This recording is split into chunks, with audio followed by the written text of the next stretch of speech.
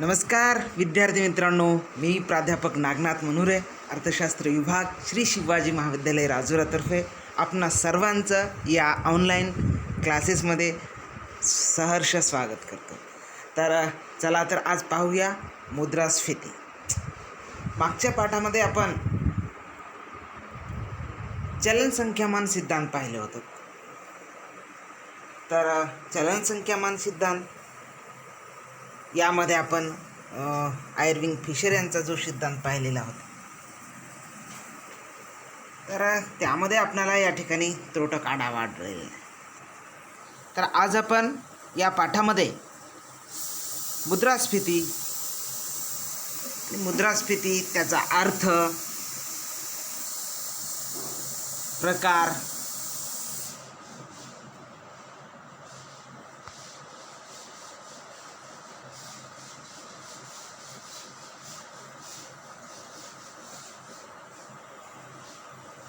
प्रकार, आणि त्याचे परिणाम, उपाय या संदर्भामध्ये आपण माहिती पाहणार आहोत। तर एक एक करून आपण या सर्वांचं अतिशय सविस्तर असं माहिती आपण या पाठामध्ये घेऊ।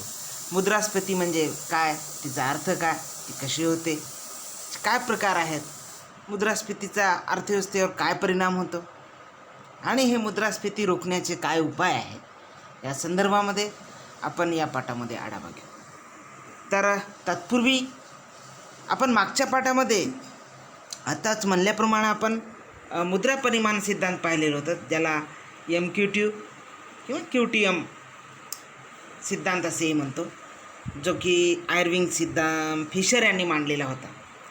तर त्या सिद्धांतामध्ये आपण, तुम्हाला आठवत असेल तर त्या सिद्धांतामध्ये आपण असं म्हणलेलं होतं, आयर्विंग फिशरचा तो सुप्रसिद्ध असा सिद्धांत होता, इतर परिस्थिती कायम असताना चलनातील पैसा दुप्पट केला तर पैशाचे मूल्य निमपट होते आणि वस्तूच्या किमती दुप्पट होतात। तर याउलट जर चलनातील पैसा निमपट केला तर पैशाचे मूल्य दुप्पट होते आणि वस्तूच्या किमती निमपट होतात।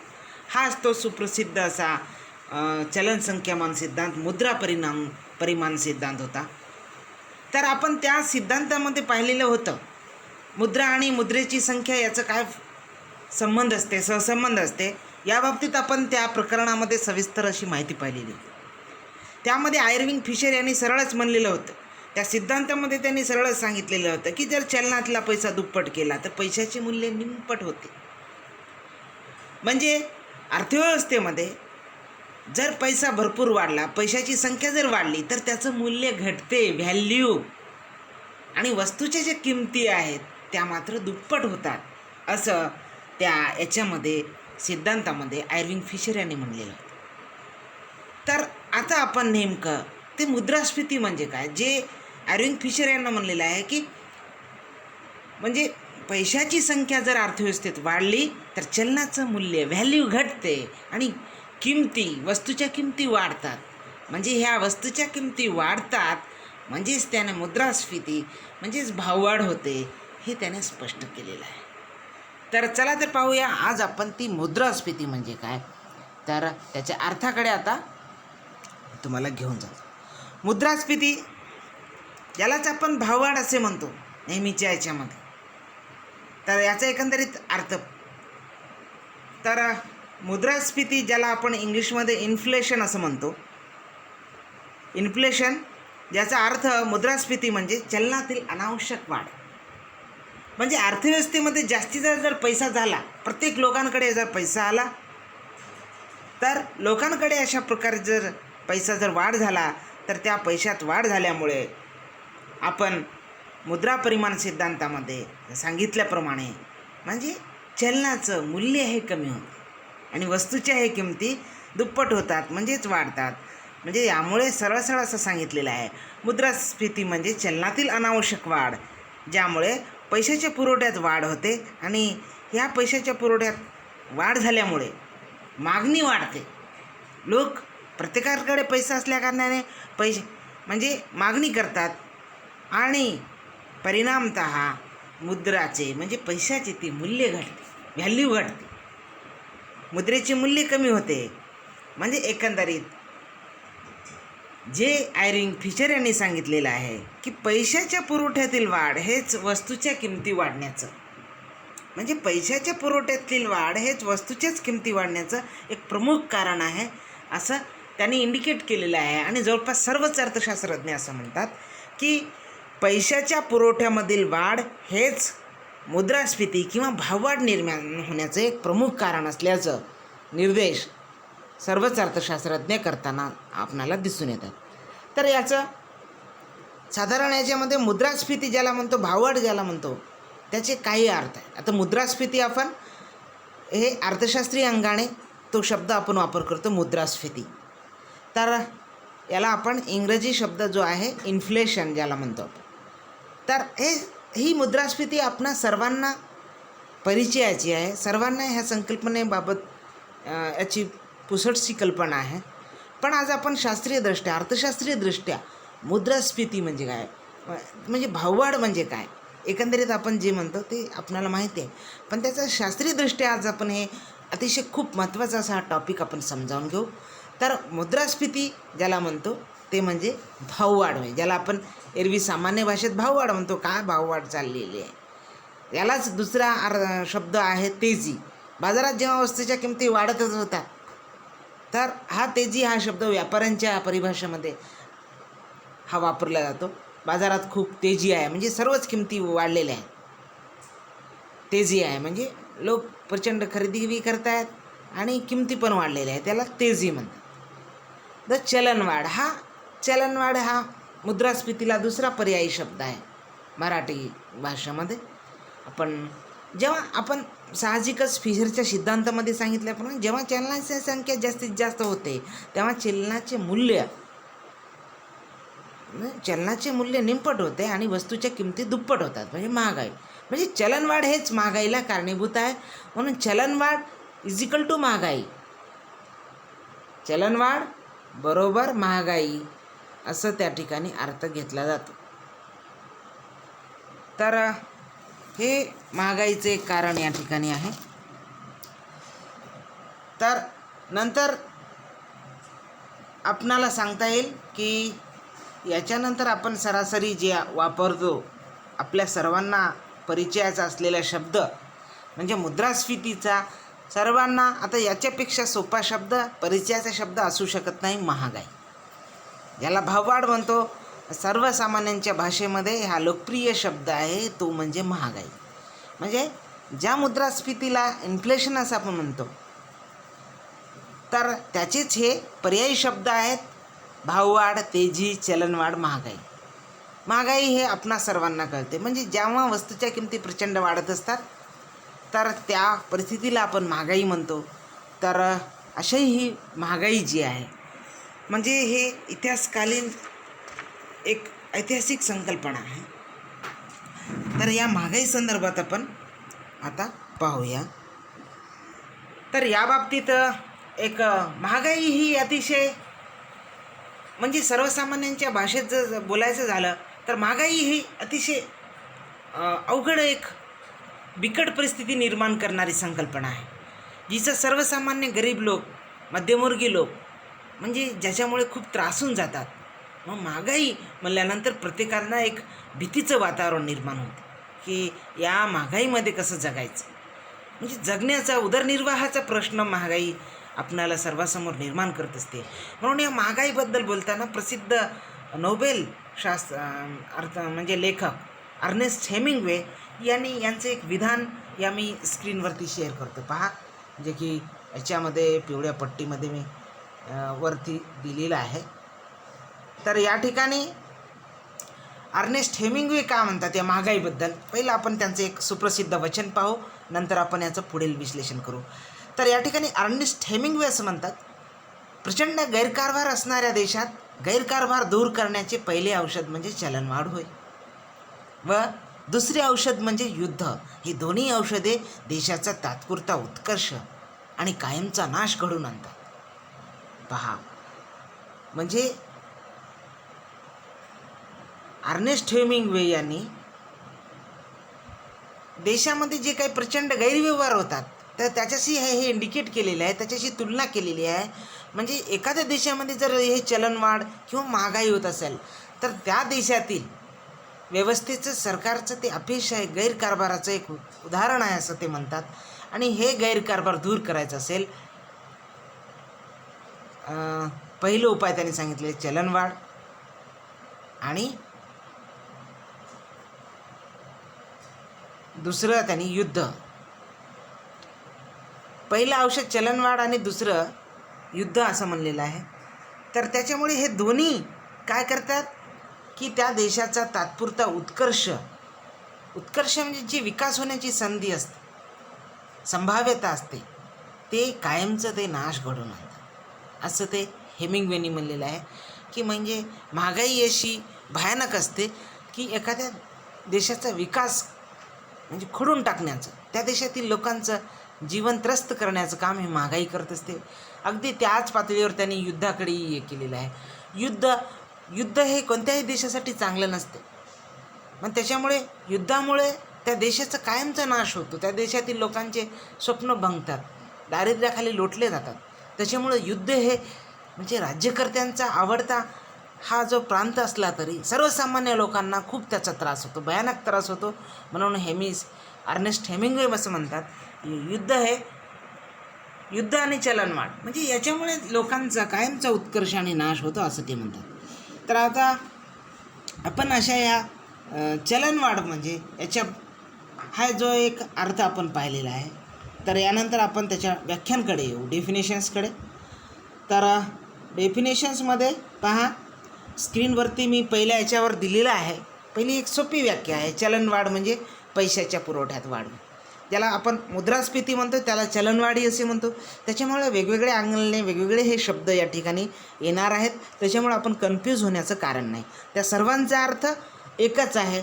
मग ते चलनवाढ असो, मुद्रास्फीती असो, महागाई असो, तेजी असो, ते हे सर्व शब्द एकाच अर्थाने या ठिकाणी वापरलेले आहेत. त्याच्यामुळे एका व्याख्येमध्ये एक शब्द येईल तर दुसऱ्यामध्ये दुसऱ्या पण येऊ शकते. तर त्याच्यामुळं जरी आलं तरी त्या सर्वांचा अर्थ हा भाववाढ किंवा महागाई असाच आपल्याला घ्यायचा आहे. तर या ठिकाणी चलनवाढ म्हणजे काय की पैशाच्या पुरवठ्यात वाढ होय म्हणून, है ना. चलनवाढ ज्याला आपण महागाई म्हणतो, ते महागाई म्हणजे काय तर पैशाच्या पुरवठ्यात वाढ, पैशाच्या पुरवठ्यात वाढ म्हणजे चलनवाढ. म्हणजे हे दोन्ही सारखे शब्द आहेत, त्याचा अर्थ तेच आहे महागाई. हे साधारण व्याख्या आहेत. तर दुसरं आहे चलनवाढ म्हणजे भाववाढ होय. आता हे दुसऱ्या व्याख्येमध्ये तिथं क्लिअरच सांगितलेलं आहे, चलनवाढ म्हणजे भाववाढ होय. म्हणजे लोकांकडे जर पैसा प्रचंड वाढला, सर्वच लोकांकडे पैसा आला, तर त्याचा परिणाम हे होते की म्हणजे भाववाढीमध्ये होते. त्या वस्तूच्या किमती वाढतात, प्रचंड किमती वाढतात. मग अशी वेळ येते की लोकांकडे प्रचंड म्हणजे पैसा आहे पण तेवढ्या पैशाला वस्तू भेटत नाही, हे याच अवस्थेला आपण भाववाढ म्हणतो. तर हे तिसरी व्याख्या आहे. तिसरी व्याख्या एक केन्स या अर्थशास्त्रज्ञांनी केलेली आहे.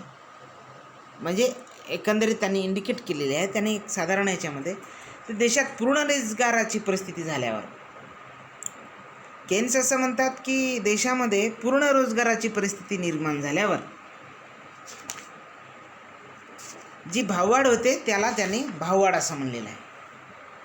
म्हणजे अर्थव्यवस्थेमध्ये पूर्ण रोजगार म्हणजे असं लक्षात घ्या की म्हणजे सर्वांना काम मिळालेलं आहे आणि सर्वच घटकांना आता रोजगार मिळालेला आहे, सर्वांकडेच पैसे आहेत. म्हणजे सर्वांनाही काम मिळालेलं आहे, सर्वांच्या हातात पैसा आलेला आहे. पण सर्वांना काम मिळाल्यामुळं, त्यांच्या हातात पैसा आल्यामुळं अचानकपणे जी मागणी वाढते, तर त्या ज्या मागणी वाढलेल्या आहे, आता ती मागणी त्यांची कशी पूर्ण करावी. कारण का जेवढे लोक आहेत तेवढे ते कामावर आहेत, तेवढ्या वस्तूचं ते निर्माण करतच असतात.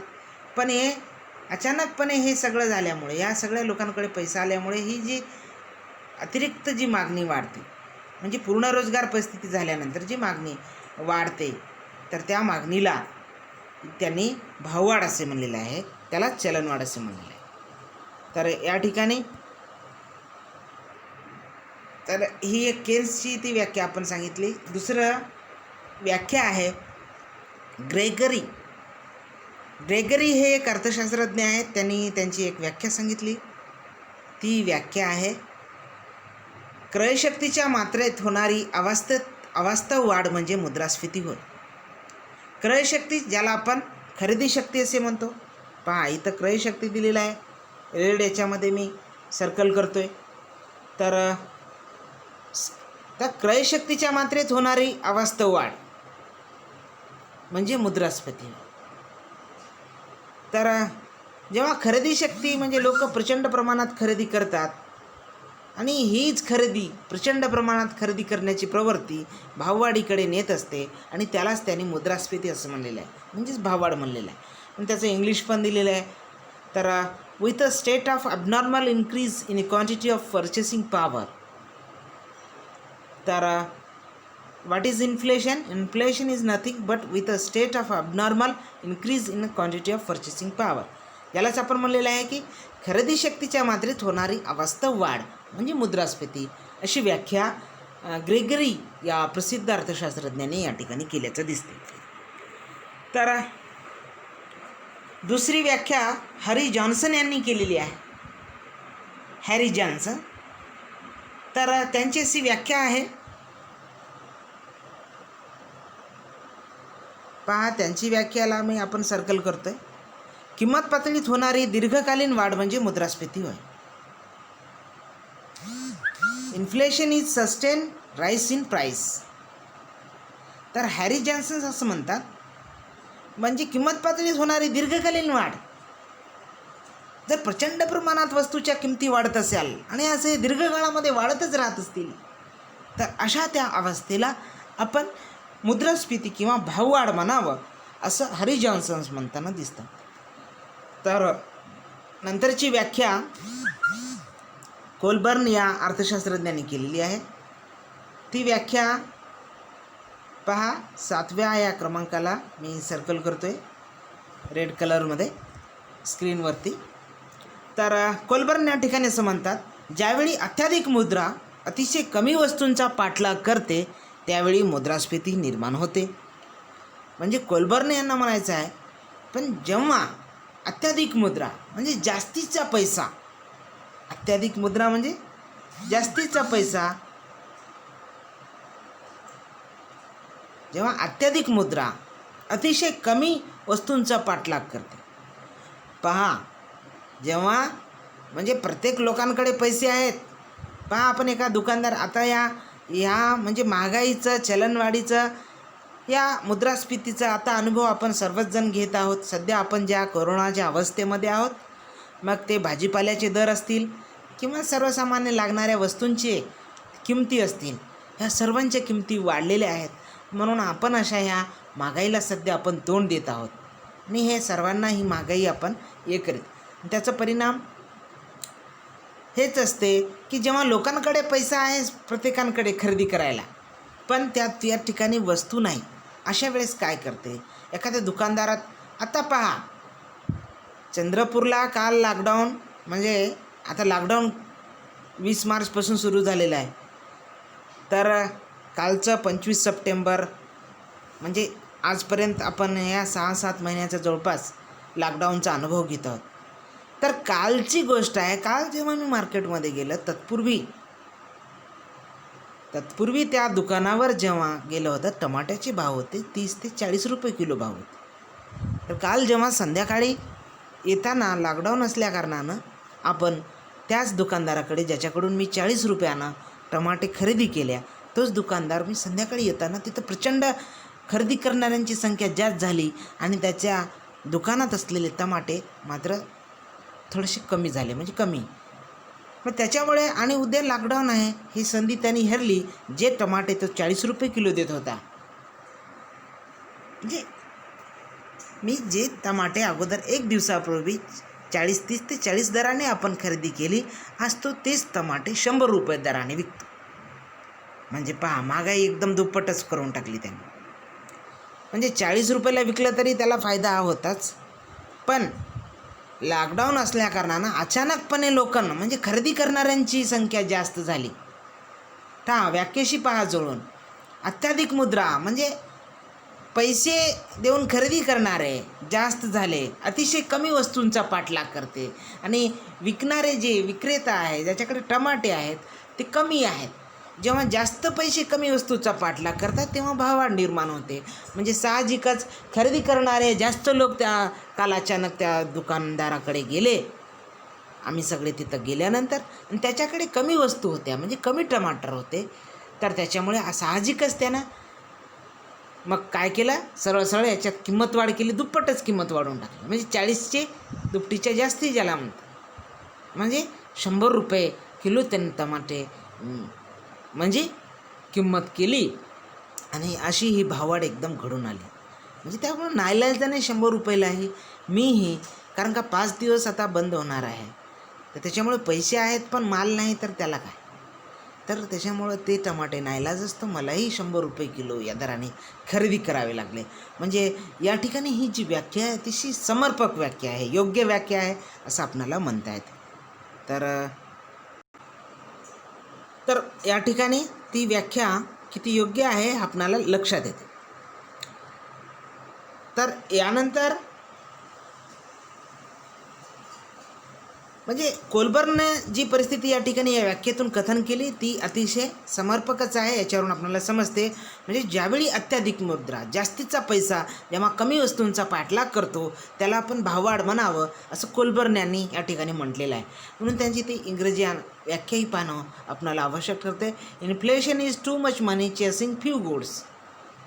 जेव्हा जास्तीचा पैसा कमी वस्तूचा पाठलाग करतो तेव्हा भाववाढ होते. तर हे साहजिकच आहे, हेच आपण पाहतो आहे.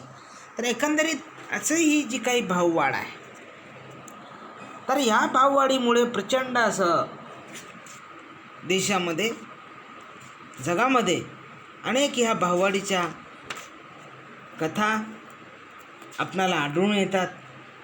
तर त्याच्यामुळे या भाववाढी संदर्भात, म्हणजे भाववाढ ही काय कालची आणि आजची घटना नाही, तर खूप दिवसापासून खऱ्या अर्थाने दुसरं महायुद्ध झाल्यानंतर, पहिल्या महायुद्धापासून महागाई संदर्भामध्ये चर्चा ऐकायला आपणाला मिळू लागलेली आहे. म्हणजे याच्या अगोदरही महागाई असेलच, पण आपणाला महागाईच्या संदर्भामध्ये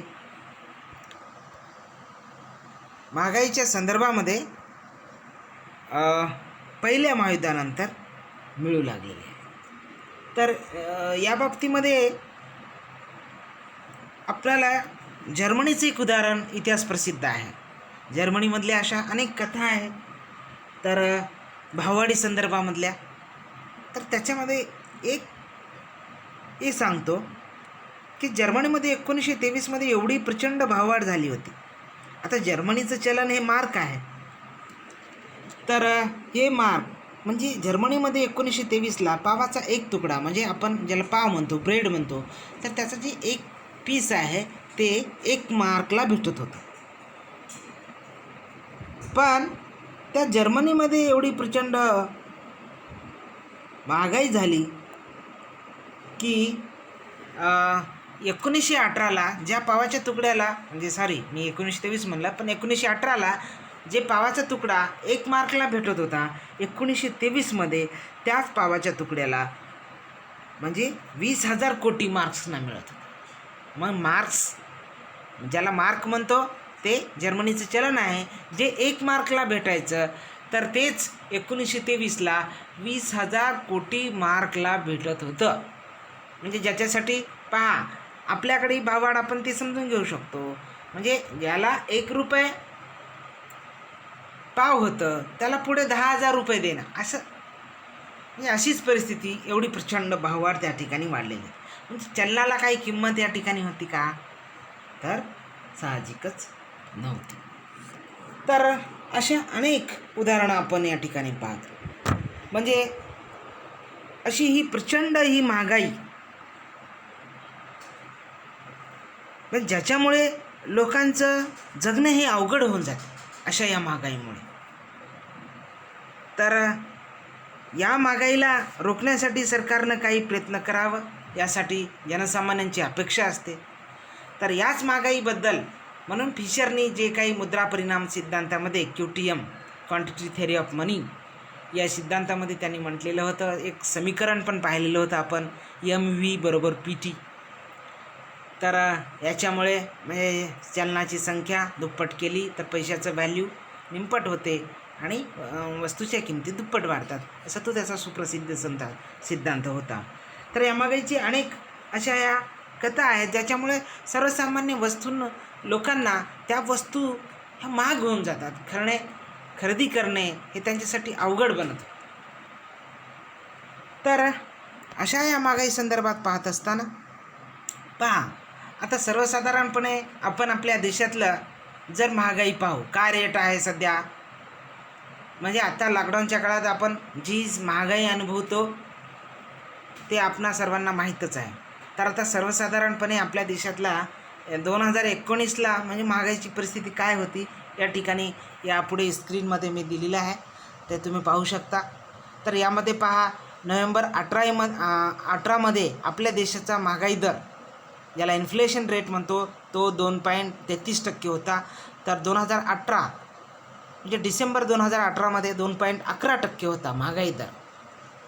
तर नंतर तो 2019 जानेवारी 2019मध्ये 1.97 राहिलेला आहे. पहा 1.97.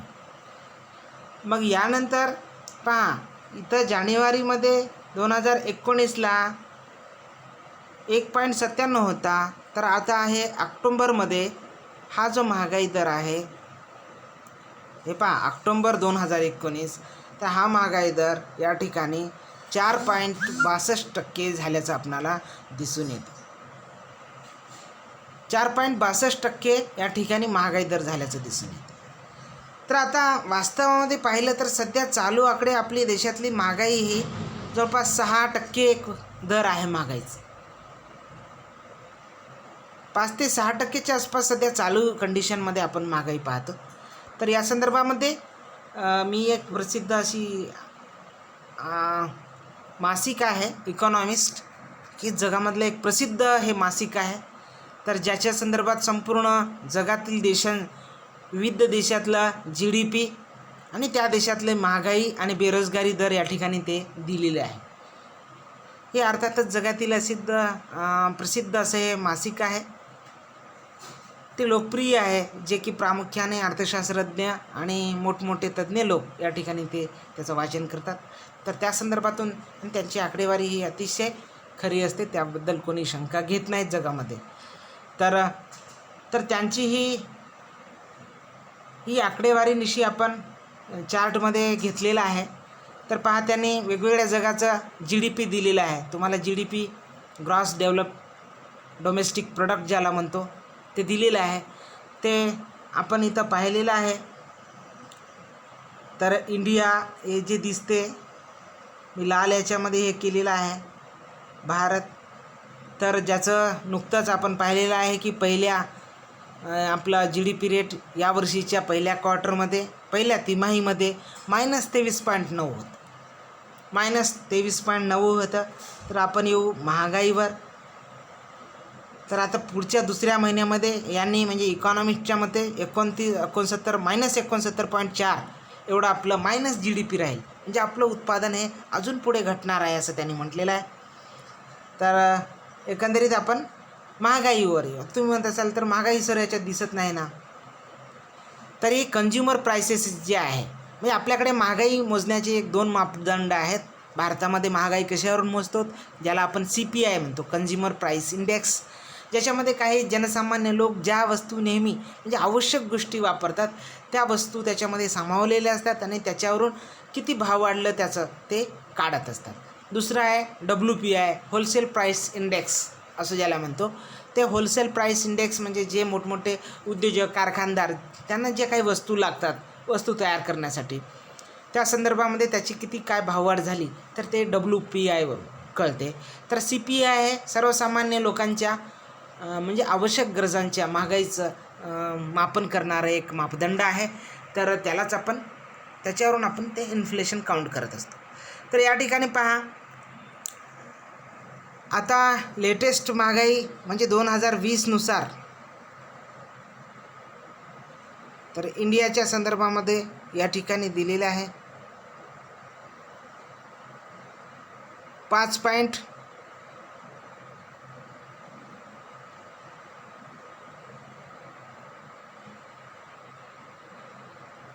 6.7 ऑगस्टमध्ये या ठिकाणी हे पहा थोडंसं अडचण जाते, कारण का तर पहा लाल याच्यामध्ये मी सर्कल केलेलं आहे, तर त्याच्यामध्ये परत पुढं 5.2 सध्याचं म्हणजे ऑगस्टमध्ये 6.7 होतं, म्हणजे आता हे सप्टेंबर आहे तर हे 5.2 हे चालू काळामधील आपलं भाववाढ आहे. म्हणजे 6.7% आपला हा भाववाढ आहे. तर याचमध्ये जर आपण पाहिलं तर पुढे अनएम्प्लॉयमेंट रेट ज्याला बेरोजगारी दर म्हणतो तर ते पण दिलेलं आहे. तर त्याच्यामध्ये आहे ऑगस्टमध्ये हा जो बेरोजगारी दर होता तो 8.4% होता. म्हणजे या देशातील 8.4% एवढे लोक बेरोजगार होते.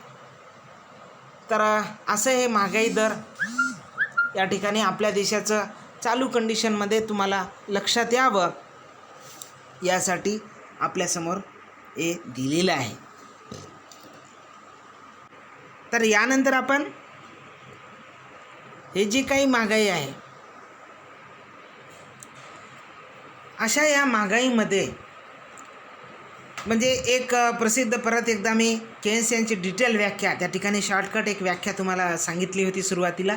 तर शेवटचं आपण केन्सच्या या व्याख्येकडे एकदा आपण दृष्टिक्षेप टाकू, एक नजर त्या व्याख्येवर टाकू, मग आपण पुढे याचे पुढचा पोर्शन या पाठातलं आपण समजावून घेऊ. तर केन्स यांची प्रसिद्ध व्याख्या आहे पहा, ते काय म्हणतात हे स्क्रीनवरती तुम्हाला दिसेलच, रेड कलरच्या ह्या सर्कल केलेला आहे. त्याच्यामध्ये केन्स असं म्हणतात, जेव्हा देशात पूर्ण रोजगाराची परिस्थिती निर्माण होते तेव्हा मजूर, भांडवल, संयोजक आणि नैसर्गिक साधनसंपत्ती यापैकी काही एक मोकळा घटक आढळीत नाही.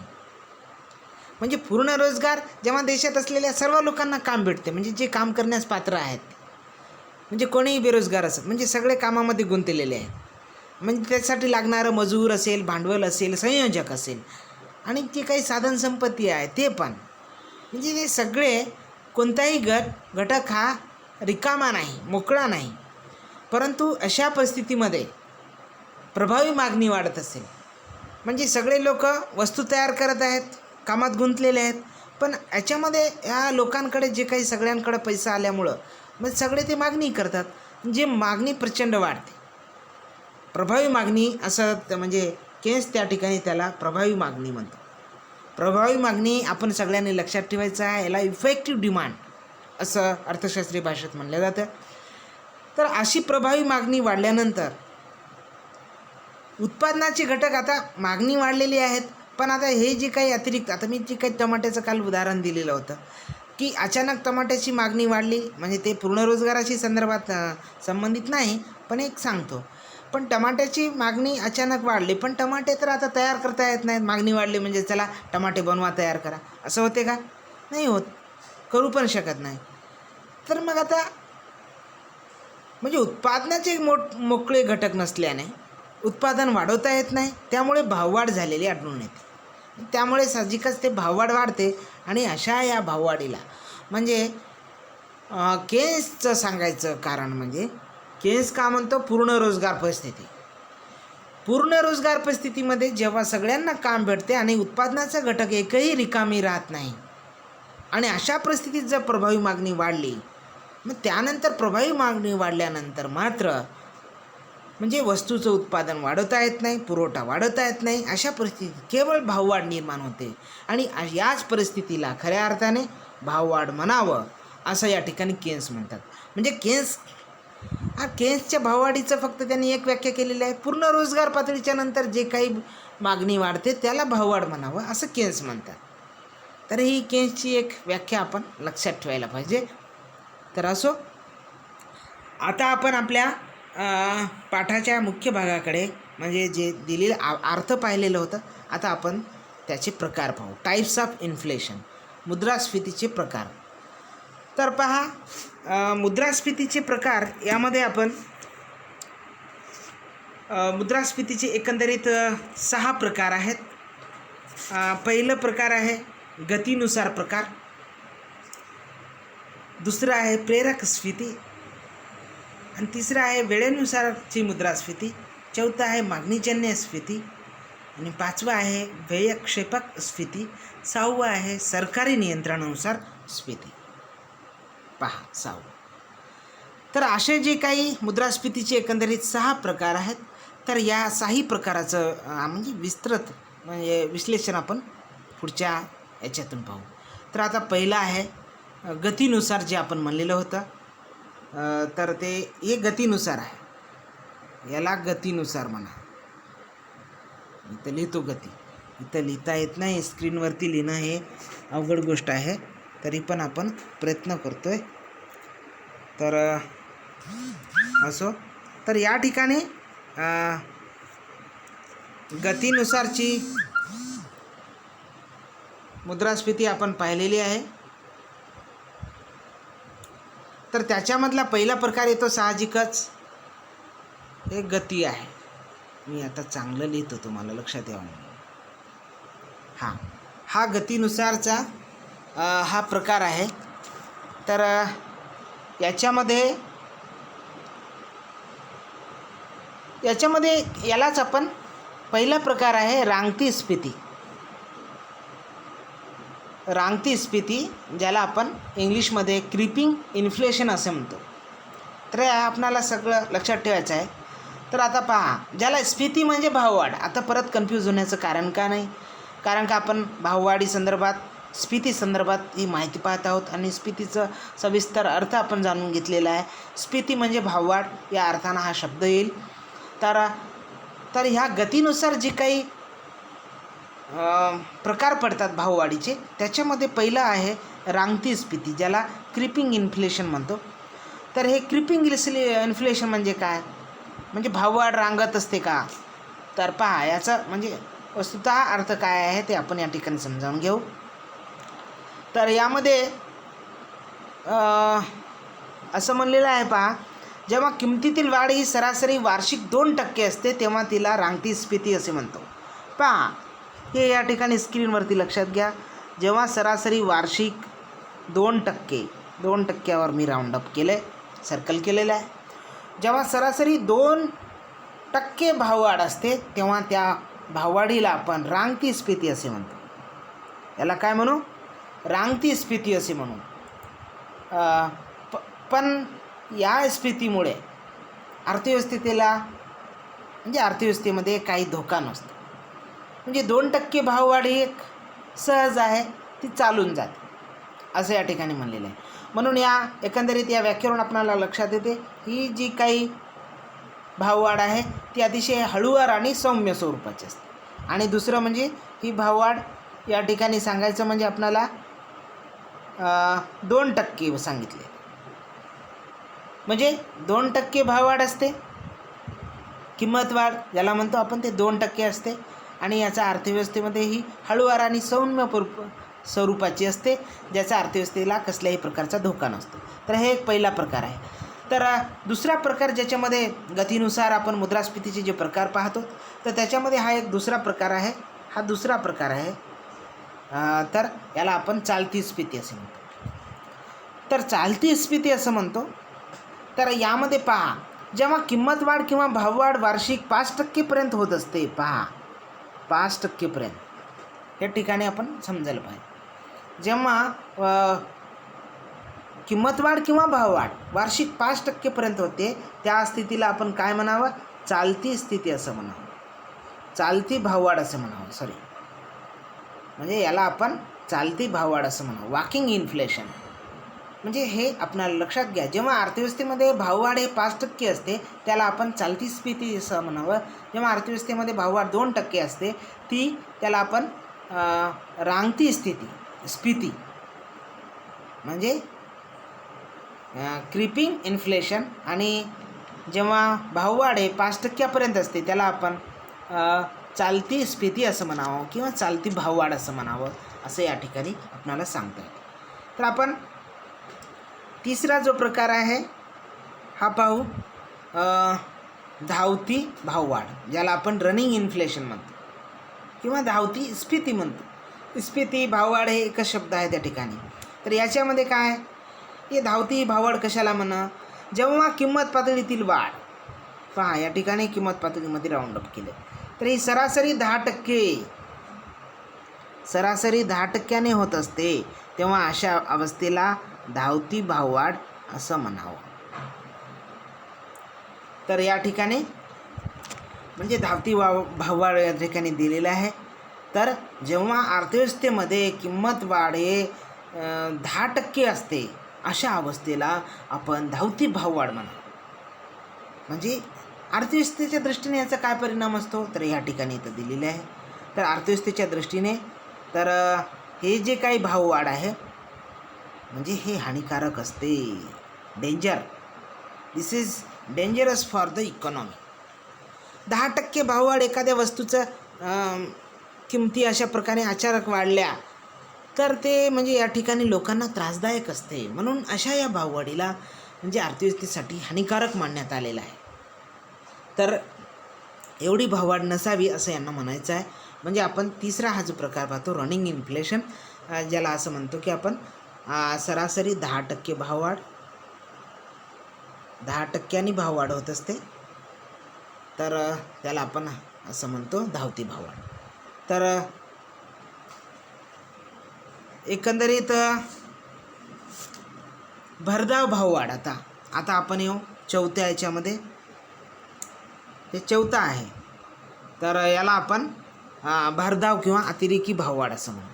याला गॅलोपिंग ऑर हायपर इन्फ्लेशन, म्हणजे हे धावतीपेक्षा भरधाव, ज्याचा वेग जास्त आहे, याला आपण गॅलोपिंग किंवा हायपर इन्फ्लेशन असं म्हणतो. पहा, तर जेव्हा आता ही भाववाढ याला कसं म्हणावं, याला तर याच्यामध्ये असं म्हणलेलं आहे, जेव्हा किंमत पातळीतील वाढ हे वार्षिक सरासरी 16% होते. म्हणजे भाववाढ हे सरासरी वार्षिक 16% होते, अशा अवस्थेला आपण अतिरेकी भाववाढ असं म्हणावं. म्हणजे याला अतिरेकी भाववाढ असे म्हणतात, असे या ठिकाणी म्हटलेलं आहे. म्हणजे गॅलोपिंग इन्फ्लेशनमध्ये म्हणजे सरासरी 16% वाढ होते, किंमत वाढ होते. किंमत पातळीतील वाढ हे वार्षिक 16% होत असते. म्हणजे हे पहा इथं किंमत पातळीतील वाढ आणि हे 16%, म्हणजे 16% जेव्हा किंमत पातळीतील वाढ होते तेव्हा अशा या स्थितीला आपण अतिरेकी भाववाढ असे म्हणत असतो. तर हे भाववाढीच्या ह्या गतीनुसार पडणाऱ्या प्रकाराचे आपण या ठिकाणी विवेचन केलेलं आहे. तर यामध्ये दुसरा जो प्रकार होता, मुख्य प्रकार होता आपण मागे पाहिलेला, प्रेरक स्फीती. तर हे प्राध्यापक पिगू आहेत, तर त्यांनी हे कल्पना मांडलेली आहे प्रेरक स्फीतीची.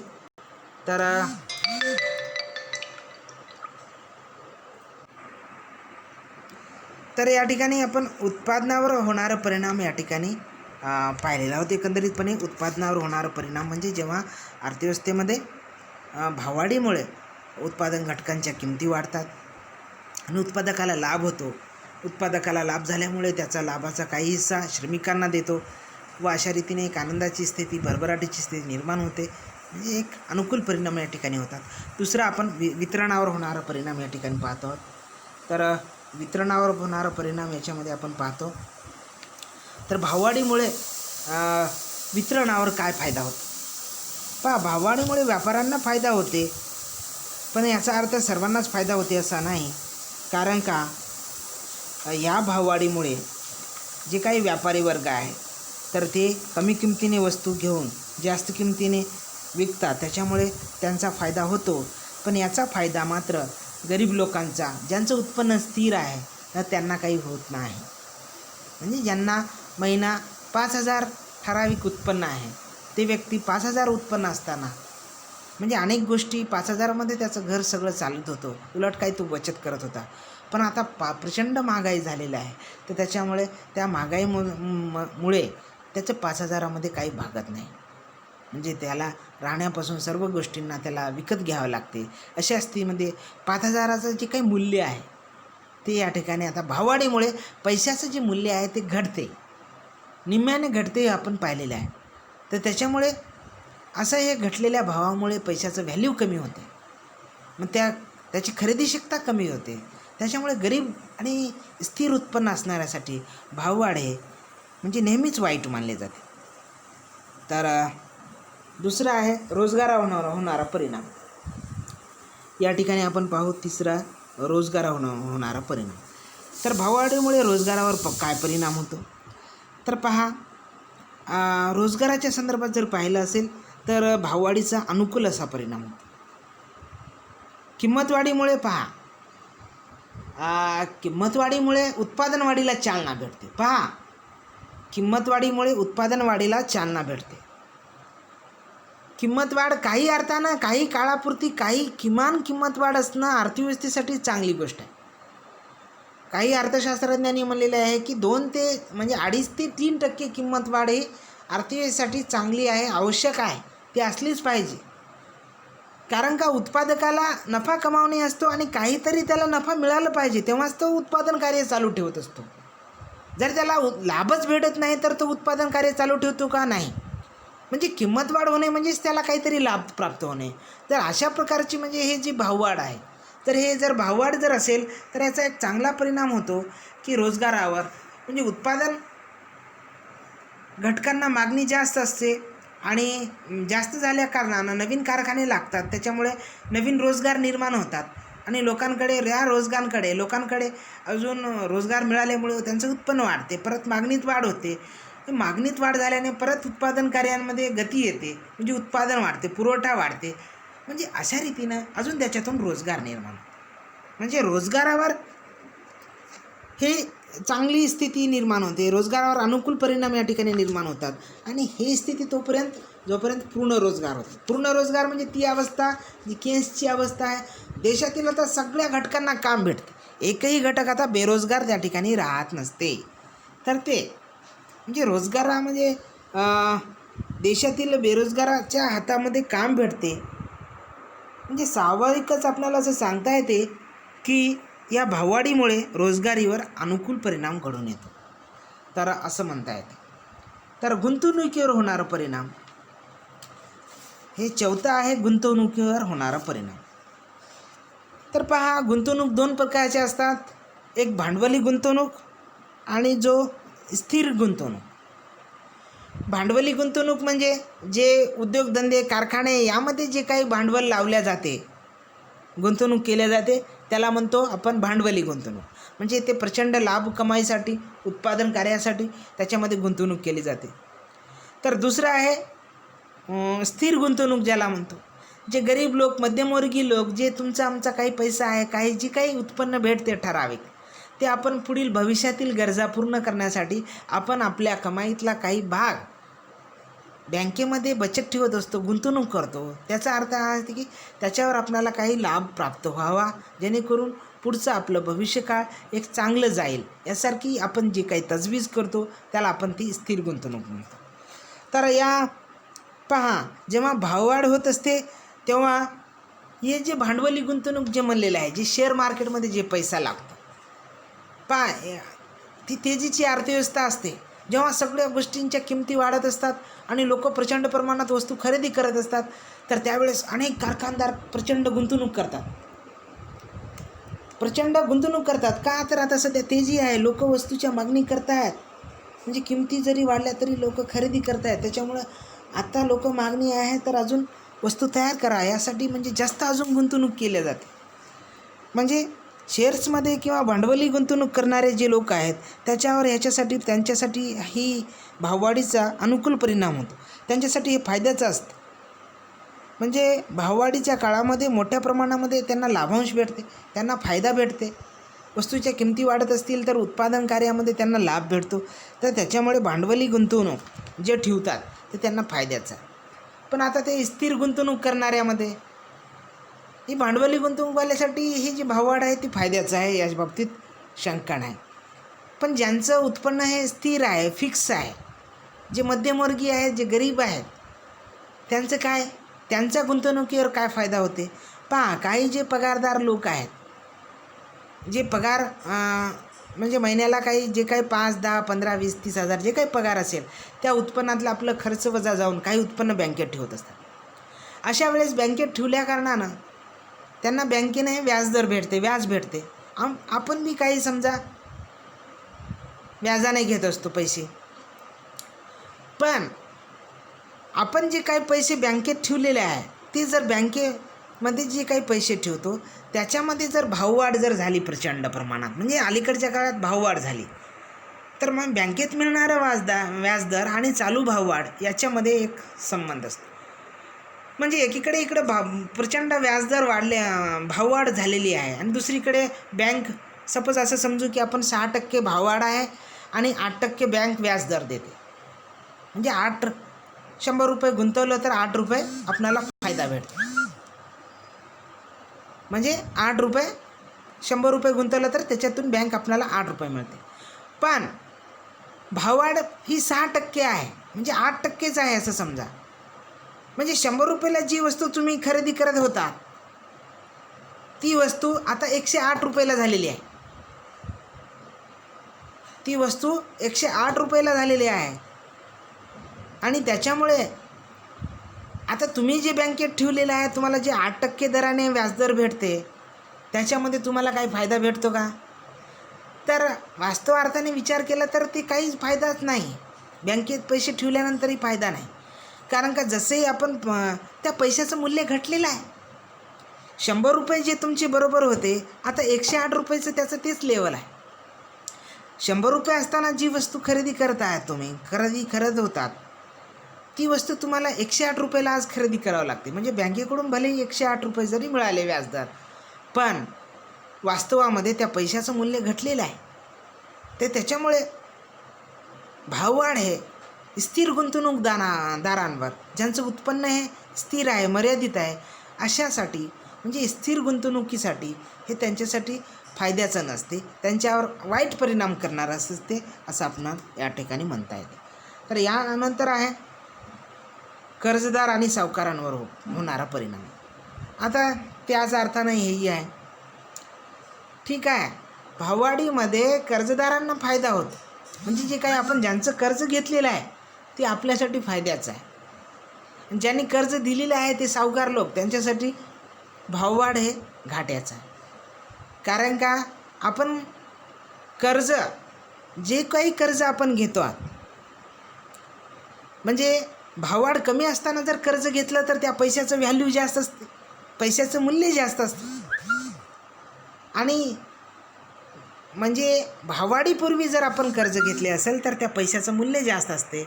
आणि भाववाढीनंतर आपण जर ते कर्ज देत असू भाववाढीच्या काळामध्ये, जेव्हा कर्ज देताना जर प्रचंड भाववाढ झाली म्हणजे कर्ज परतफेड करताना तर त्या चलनाचं मूल्य घटलेलं असेल तर त्याच्यामुळे आणि जे काही ज्याला आपण पैसे देतो, ज्या सावकाराकडून आपण कर्ज घेतलेलं होतं त्याला परत करताना आणि ती जर भाववाढ झाली असेल तर त्याच्यासाठी मात्र त्या पैशाचं महत्त्व घटलेलं असेल.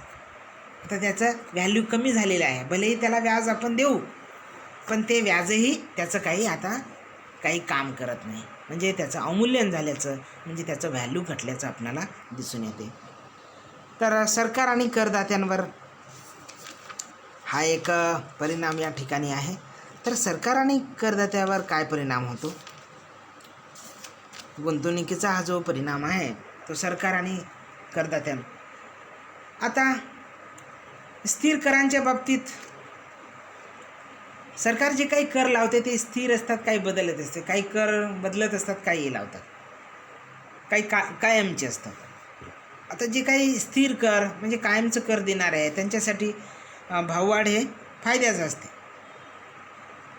म्हणजे सरकारसाठी ती प्रतिकूल असते. म्हणजे सरकारला जे काही कर आहेत, आता भाववाढ वाढलेली आहे. सरकार जर एका वस्तूवर एखाद्या गोष्टीवरून सपोज 1 रुपये ते कर लावत असेल आणि त्याचं भाववाढ झाल्यामुळं 1 रुपयाला जी वस्तू मिळत होती त्याला आता 2 रुपये लागायले. पण सरकारला 1 रुपये गोळा करण्यामध्ये भाववाढीपूर्वी फायदा होता, पण आता भाववाढीमुळं ते 1 रुपये घेऊन त्याचा 2 रुपये म्हणजे त्या वस्तूला द्यावे लागत असतील तर याच्यासाठी सरकारसाठी म्हणजे जे काही पैसे आहेत ते स्थिर कर असल्यामुळे सरकारला म्हणजे त्याचं प्रतिकूल म्हणजे सरकारसाठी हे फायद्याचं ठरत नाही. तर हे आपण सरकारच्या या 6व्या याच्यामध्ये पाहतो आहोत. म्हणजे या कराच्या बाबतीत जेव्हा भाववाढ होते, स्थिर कराच्या बाबतीत कर देणारे जे लोक आहेत त्यांच्यासाठी फायद्याचं असते, पण हे सरकारसाठी तोट्याचं असते असं या ठिकाणी आपण म्हणू शकतो. मग त्यासाठी काय करते सरकार, म्हणजे कराचे दर वाढवते. म्हणजे भाववाढ वाढली त्याच्यामुळे सरकार त्याचे, म्हणून आपण पहा ST बसेसचे लगेच सरकार किमती वाढवून टाकून देते. तर ते एक आहे. तर शेवटचं आपण पाहतो आहोत आर्थिक विकासावर होणारा परिणाम. तर आर्थिक विकासावर काय परिणाम होतो भाववाढीचा, तर भाववाढीच्या काळामध्ये संपत्तीच्या वितरणात मोठ्या प्रमाणावर बदल होतात हे आपण पाहिलेलं आहे. ह्या वितरणामध्ये तर दुसरी गोष्ट, या भाववाढीच्या काळामध्ये संपत्तीचं जे काही वितरण आहे, उत्पादनाचं जे उत्पादन कार्याचं बी वितरण पाहिलेलं आहे. तर या वितरणामध्ये मोठ्या प्रमाणावर विषमता म्हणजे असमानता निर्माण होते. भाववाढीमुळे गरीब लोक अजून गरीब होऊन जातात आणि श्रीमंत हे श्रीमंत होत असतात. मग त्याच्यामुळे विकास कार्यावर म्हणजे विकासाचा जो फायदा आहे तो जास्तीत जास्त श्रीमंतांना भेटतो. म्हणजे पहा भाववाढीमुळे काय होते, जे भांडवलदार आहेत, जे पैसेवाले आहेत ते मोठ्या प्रमाणावर गुंतवणूक करतात, जास्तीत जास्त निर्माण करतात, तर त्यामुळे त्यांच्या पैशात अजून वाढ होते. पण जे गरीब लोक आहेत ज्यांचे पैसे कमीच आहेत, पण भाववाढीमुळे त्यांच्या असलेले पैशाचं पण त्यांचं मूल्य कमी होते. तर त्याच्यामुळे ज्याला आपण आर्थिक विकास म्हणतो, तर गुंतवणूक होऊन विकास होतो, लोकांना काम भेटतेच. पण दुसऱ्या भाषेत जे म्हणतो तर लोकांचा सर्वंकष विकास होत नाही, सर्वांचा समान विकास होत नाही. तर म्हणजे आर्थिक विकासासाठी भाववाढ हे चांगलं मानलं जातं. म्हणजे विकासावर त्याचा ते अनुकूल होतो, परिणाम त्याचा अनुकूल होतो. पण एकंदरीत गरिबांच्या दृष्टीने, सामान्यांच्या दृष्टीने विचार केला तर तेवढा तो होत नाही. त्यांनाही थोडासा वाटा भेटतो, पण याचं प्रमाण कमी असतं, विषम असतं असं आपण सांगता येतं. तर या ठिकाणी अशा रीतीने आपण हे मुद्रास्फीतीचे उपाय या ठिकाणी पाहिलेले आहेत. तर अशा प्रकारे जी काही भाववाढ आहे, तर ही जी भाववाढ आहे तर हे रोखण्याचे काही उपाय आहेत का हे आपण पाहू. तर यामध्ये पहा याचे काही आहेत. निसंशय जी भाववाढीची अनेक कारणंही पाहिलेले आहेत, त्याचे वेगवेगळे प्रकारही पाहिलेले आहेत, त्याचे परिणाम पण पाहिलेले आहेत. पण आपण आता ही जी भाववाढ आहे ते रोखण्यासाठी काय करता येईल, त्याचे काय उपाय आहेत, what are the measures of to control the inflation in economy. तर आपण त्याकडे पाहूया. The measures of solution of control on inflation या संदर्भात आपण माहिती घेऊया. तर जी काही भाववाढ आहे त्या संदर्भात पहिला या ठिकाणी एक हे सांगता येते उपाय, जे की लाल याच्यामध्ये आपण सर्कल करतो स्क्रीनवरती पहा. तर याच्यामध्ये पहिला हे आहे बँक दर वाढवणे. पहा आपण बँकेसंदर्भात आपण एक चॅप्टर पाहिलेला आहे, त्याच्यामध्ये बँक दर आलेला आहे. बँक दर म्हणजे देशातील मध्यवर्ती बँक, केंद्रीय बँक ज्या दराने इतर बँकांना कर्ज देते त्याला आपण बँक दर असे म्हणतो. पहा आपण बँकेकडून कर्ज घेतो आणि ह्या बँका देशातील मोठ्या बँकेकडून म्हणजे RBI कडून कर्ज घेतात. RBI जर त्यांना कमी दराने कर्ज दिलं तर ते आपणाला कर्ज देते. तर आपण बँकेकडून कर्ज घेतो, SBI असो, महाराष्ट्र बँक असो किंवा सगळ्या बँका असो, यांच्याकडून कर्ज घेतो. आता पण या बँकांकडे सगळ्याकडे पैसाच असते असं नाही, आणि या बँकांना पण पैशाची गरज असते आणि ते पण कर्ज घेतात. तर ते कर्ज त्या आपल्या देशातील सर्वात मोठी बँक, मध्यवर्ती बँक जी असते ती RBI, त्याच्याकडून कर्ज घेतात. आणि RBI ज्या दराने ह्या बँकांना कर्ज देते त्याला आपण बँक दर असे म्हणतो. तर भाववाढीवर नियंत्रण आणण्याचं एक प्रमुख साधन म्हणजे बँक दर आहे. तर बँक दरामध्ये जेव्हा RBI या बँक दरामध्ये जर वाढ केली तर साहजिकच आहे की बँकांनाही काय कर्ज महागाने मिळतात. म्हणजे भाववाढ कशामुळे होते याचं आपण पाहिलेलं आहे कारण. सगळ्यातमुळे आपण व्याख्येमध्ये अनेक पाहिलेले आहे की जेव्हा अर्थव्यवस्थेत प्रचंड प्रमाणात पैशाची संख्या वाढते तेव्हा भाववाढ वाढते हे आपण पाहिलेले आहे. तर हे भाववाढ कमी करण्याचं साधन म्हणजे भाववाढीचं प्रमुख कारण पैसा आहे, पैशाची संख्या आहे. लोकांकडे जास्त पैसा झाल्यामुळे, अर्थव्यवस्थेत पैसा जास्त झाल्यामुळे भाववाढ वाढलेली आहे. आणि ती भाववाढ कमी करायची असेल तर लोकांच्या हातातील पैसा काढून घ्या. मग पैसा कसा काढायचा? घरात जाऊन पैसे काढून घ्यायचे नाही, याचे वेगवेगळेच काहीतरी वैधानिक मार्ग आहेत. वैधानिक ज्याला म्हणतो ते मार्ग आहे. त्या दृष्टीने ह्या अर्थव्यवस्थेतील पैसा कमी करता येतो. आणि त्याच्यातला पहिला हा उपाय बँक दर आहे. म्हणजे बँका ज्या काही कर्ज देतात, बँका जर स्वस्त कर्ज दिल्या तर प्रत्येक लोकांकडे पैसे येतात, प्रत्येकजण कर्ज काढेल, सगळ्यांकडे पैसा येतो, मग महागाई होते. पण आता याउलट जर हे लोकांच्या हातातून म्हणजे पैसा कमी करायचा आहे, लोकांना कर्ज द्यायचं नाही, म्हणजे यावेळेस बँक दर वाढवल्या जाते. म्हणजे हे जे RBI आहे ते जास्त दराने ते कर्ज जर महाग केलं तर त्याचा साहजिकच आहे की ह्या ज्या काही खालच्या बँका आहेत त्या आपण सपोज RBI SBIला 5% दराने कर्ज देत होते, पण आणि SBI लोकांना 12% दराने कर्ज देते.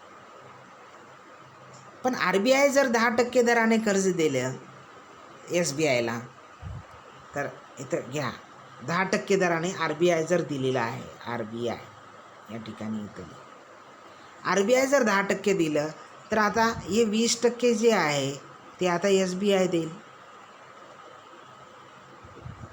RBI 10% दरानं कर्ज SBIला दिलेलं आहे, तर आता SBI जे आहे ते सामान्य ग्राहक लोकांना 20% दराने कर्ज देईल.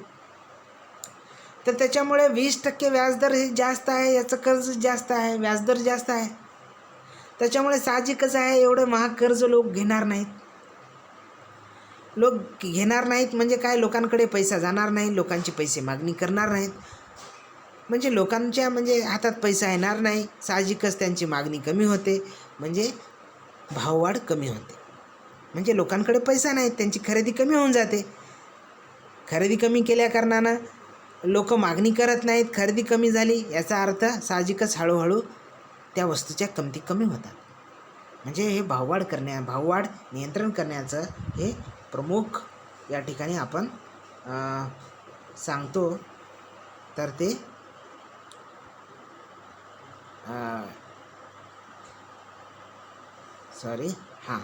मुद्रास्फीतीचे परिणाम आपण पाहतो, तर उपाय पाहतो. तर त्याच्यामध्ये आपण पाहिलेलं आहे की बँक दर आहे. तर त्याच्यानंतर आपण येऊ प्रत्ययावर नियंत्रण. प्रत्यय म्हणजे आपण ज्याला पतपैसा म्हणतो, आपण सगळ्यांनी आतापर्यंत पाहिलेले आहेत पतपैसे. बँकेच्या त्या पहिल्या चॅप्टरमध्ये देखील हा भाग आलेला होता. तर याच्यामध्ये आपण म्हणलेलं आहे की पतपैसा, याला पतपैसा आपण म्हणतो. म्हणजे बँका जे लोकांना कर्ज देऊन जे काही पैसा निर्माण करतात त्याला आपण पतपैसा म्हणतो. पण हा पैसा म्हणजे लोकांना जो कर्ज देण्याचा जे प्रकार आहे, तर याच्यावर नियंत्रण आणण्याचा सरकार प्रयत्न करत असते. तर याच्यामध्ये केंद्रीय बँका आपलं म्हणजे महाग नीतीचं जे केंद्रीय बँक असते देशामधील RBI वगैरे, ह्या बँका काय करतात, जेव्हा त्यांना वाटते की लोकांना आता जास्त पैसा दिला पाहिजे तेव्हा ते आपलं स्वस्त धोरण स्वीकारतात, म्हणजे ज्या कमी दरांना बँकांना कर्ज पुरवठा करतात. जेव्हा त्यांना असं वाटते की नाही आता लोकांकडे भरपूर पैसा झाला आहे, तर हा पैसा काढून घेतला पाहिजे, महागाई कमी करायचा आहे, तर त्यावेळेस ते काय करतात, म्हणजे महाग पैसा धोरण स्वीकारतात. त्याच्यामुळे व्याजदर वाढते. व्याजदर वाढल्याने कर्ज महाग होतात, म्हणजे लोक कर्ज घेत नाहीत, म्हणजे लोकांच्या हातात पैसा येत नाहीत आणि लोक वस्तू कमी खरेदी करतात, मागणी कमी होते. मागणी कमी झाल्यानंतर साहजिकच त्या वस्तूंच्या किमती कमी होतात. म्हणजे भाववाढीवर नियंत्रण आणण्यासाठी हा एक दुसरा उपाय या ठिकाणी सांगता येतो. यानंतर आपण तिसऱ्याकडे पाहूया की कोष अनुपातात बदल. कोष अनुपातात पहा, ह्या ज्या काही बँका आहेत, व्यापारी बँका ज्याला आपण म्हणतो, या बँकांना आपल्या ठराविक काही पैसा RBIकडे ठेवावा लागतो. त्याला आपण कोष अनुपात म्हणतो, त्याला आपण म्हणतो CRR. हे C आहे, त्यालाच आपण कॅश रिझर्व्ह रेशो असे म्हणतो. म्हणजे हे जे काही व्यापारी बँकांना आहेत आपल्या जवळचा पैसा, काही पैसा सपोज एक बँक नवीन बँक तयार करायची असेल, निर्माण करायची असेल, तर RBI काय करते, आपण किती रुपये, म्हणजे सपोज 100 रुपये आहेत, टोटल 100 कोटी रुपये आहेत, माझ्याकडे एक बँक सुरू करण्यासाठी 100 कोटी रुपये आहेत, तर RBI त्याच्यामधले 25% रक्कम जवळ ठेवून घेते. म्हणजे ते आहे CRR, cash reserve ratio. Suppose तुम्ही ते म्हणजे त्या बँकेचं म्हणजे असा नियमच आहे, तर कॅश म्हणजे CRR काही रक्कम त्या बँकेकडे ठेवावं लागतं. पण त्याच्यामुळे जर ह्या CRRमध्ये जर बँकेने जर वाढ केली, म्हणजे मध्यवर्ती बँकेने RBIने जर वाढ केली, म्हणजे असं माझ्याकडे 100 कोटी रुपये आहेत, 100 कोटी रुपये आहेत, आणि ह्या 100 कोटी रुपयामध्ये मी बँक करायचं. पण पहिलं 25 कोटी रुपये हे CRR होतं, 25% ज्याला म्हणू, है ना, 25% हा CRR होता. तर त्याच्यामुळे 25%मधले 100 कोटीतले 25 कोटी रुपयेमध्ये मी RBIकडे ठेवत असे, आणि 75 कोटी रुपये मी लोकांना, आता ही बँक व्याज देण्यासाठी स्वतंत्र राहील, म्हणजे लोकांना व्याज देईल, म्हणजे 75 कोटी रुपये मी लोकांना वाटप करू शकतो. पण जेव्हा RBIला असं वाटते की महागाई जास्त झालेली आहे, त्याच्यामुळे लोकांच्या हातात पैसेच द्यायचं नाही, पैसा कमीच करायचा आहे, तर अशा वेळेस ही जी RBI आहे त्या कोष अनुपातामध्ये वाढ करत असते, ज्याला आपण कॅश रिझर्व्ह रेशिओ म्हणतो, रोख राखीव प्रमाण असे म्हणतात त्याला.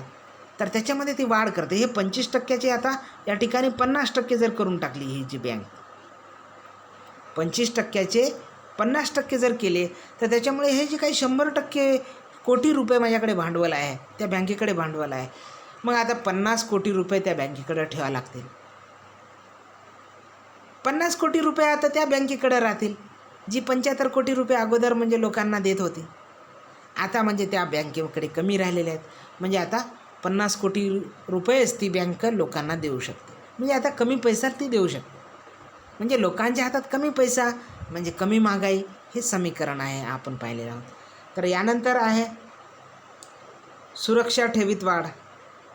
तर अशा पद्धतीचीच अनेक सुरक्षा ठेवी देखील असते, म्हणजे ज्याला SLR वगैरे म्हणतो आपण.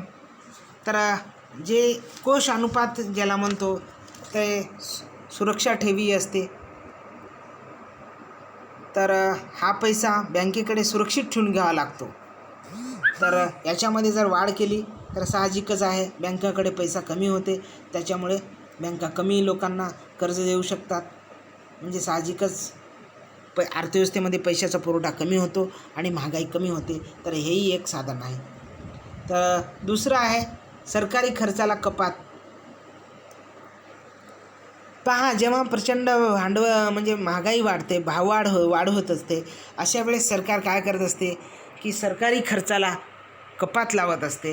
म्हणजे लोकांना ही जी काही बँक आहे, सरकारचं जे काही खर्च आहे ती कमी करते. सरकारचं खर्च कमी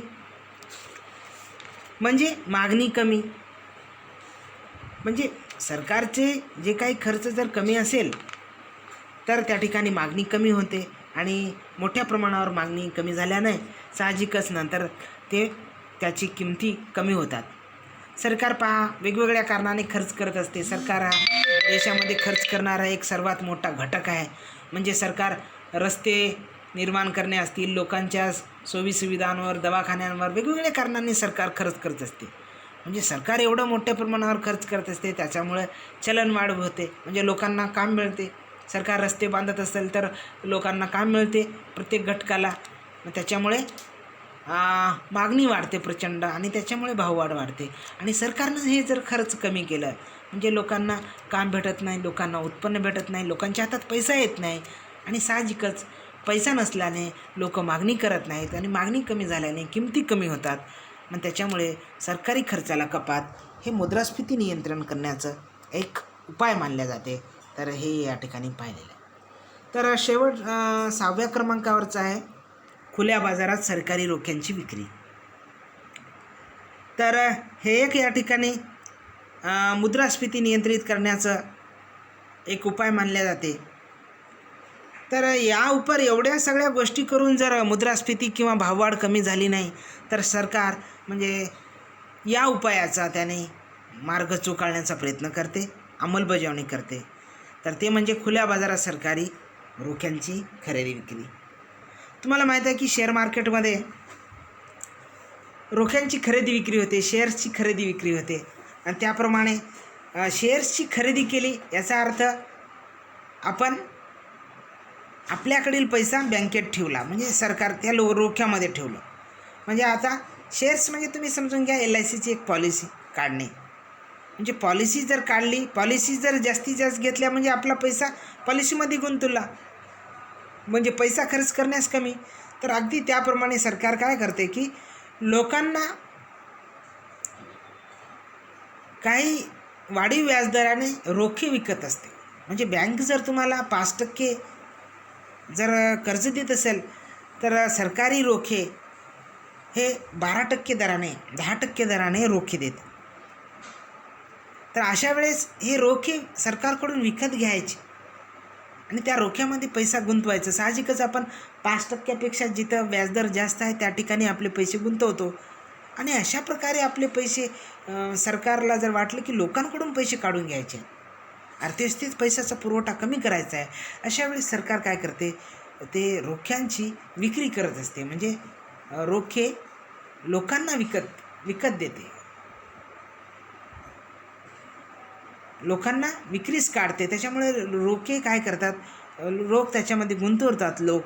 मग त्याच्यामुळे लोकांचा पैसा सरकारकडे जातो आणि लोकांकडील पैसे कमी होतात आणि लोकांकडील पैसे कमी झाल्या कारणाने साहजिकच आहे ते अर्थव्यवस्थेतून चलन कमी होते, मागणी कमी होते आणि किमती कमी होतात. म्हणून खुल्या बाजारात रोख्यांची विक्री हा एक भाववाढीवर नियंत्रण आणण्यासाठी एक उपाय म्हणून वापर केला जातो. तर दुसरा आहे कर दरात वाढ. नेक्स्ट शेवटचं आपण जे पाहतो ते म्हणजे कर दरात वाढ आहे. तर यामध्ये जर सरकारला जर वाटत असेल की भाववाढ कुठेतरी कमी करायचं आहे, अशा वेळेस सरकार काय करते की मोठ्या प्रमाणावर प्रसंगी लोकांचा रोष पत्करून ते भाववाढ करत असते. म्हणजे आता लोक म्हणत असतील की ठीक आहे, लोक किती रागले चिडले तरी सरकार अशा वेळेस म्हणजे लोकांना सरकारला ते म्हणजे त्या वस्तूची मागणी कमी करायची, पण लोक खरेदीच करत आहे. अशा वेळेस ते सरकार त्याची भाववाढ करून टाकते, त्याचा म्हणजे करदरात वाढ करते. करदरात वाढ करण्याचं कारण हे की लोकांनी ती वस्तू कमी खरेदी करावी, हा त्याचा एक अर्थ असतो. तर त्यासाठी करदरात वाढ हा एक उपाय मानला जातो. करदरात वाढ झाल्यामुळे काय होते की लोकांजवळ म्हणजे जास्तीत जास्त जो पैसा असते ते कर भरण्यामध्ये जाते. म्हणजे जास्तीत जास्त लोक टॅक्स भरण्यामध्ये पैसा जाते, त्याच्यामुळे लोकांच्या हातात कमी पैसे राहतात खर्च करायला. आणि त्याच्यामुळे लोकांची खरेदी शक्ती कमी होते आणि खरेदी शक्ती कमी झाले की किंमत वाढीला म्हणजे भाववाढीला आळा बसतो, म्हणजे भाववाढ कमी होते. तर हे एक या ठिकाणी आपण ते उपाय या ठिकाणी पाहिलेला आहे. तर अशा रीतीने आपण या पाठामध्ये भाववाढीचे परिणाम, प्रकार, त्याची विविध कारणे या ठिकाणी पाहिलेले आहेत.